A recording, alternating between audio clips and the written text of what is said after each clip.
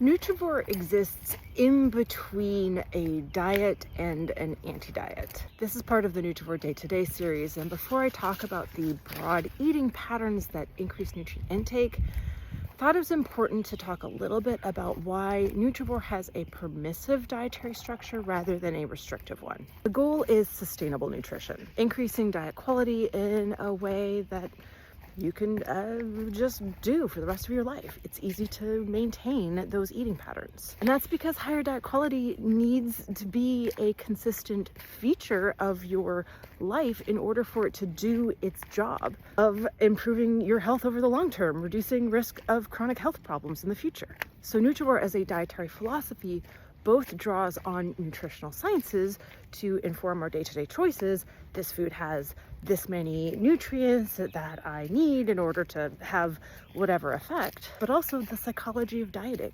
In particular, avoiding the negative psychological consequences of restrictive dieting, which is that it increases food fixation, obsession, cravings, increases the risk of disordered eating patterns, developing eating disorders, and it drives the diet yo-yo.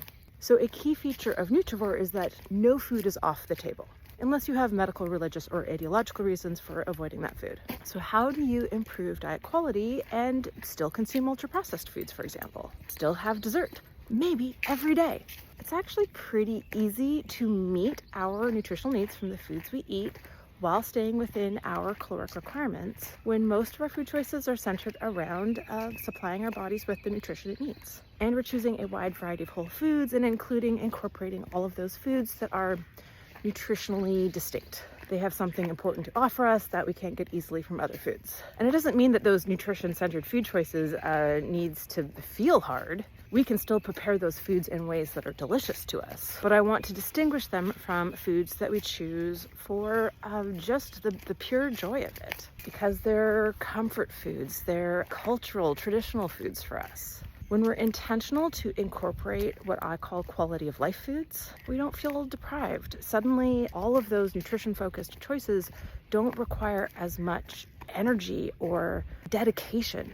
So as we move forward in this Nutrivore Day-to-Day series and talk more about the most important foods nutritionally, those overall eating patterns that are really essential for lifelong health, tips for grocery shopping and example meals, I want us to keep in mind that we're having that higher level discussion about diet quality with this important aspect of diet psychology as its foundation.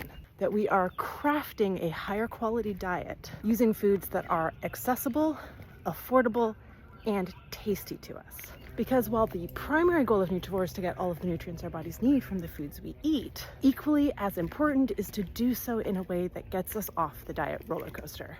My view this morning.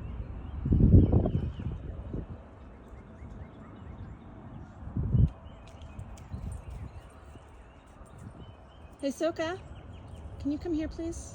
Thank you, good listening. I don't want you to get wet today. Thank you, that was such good listening.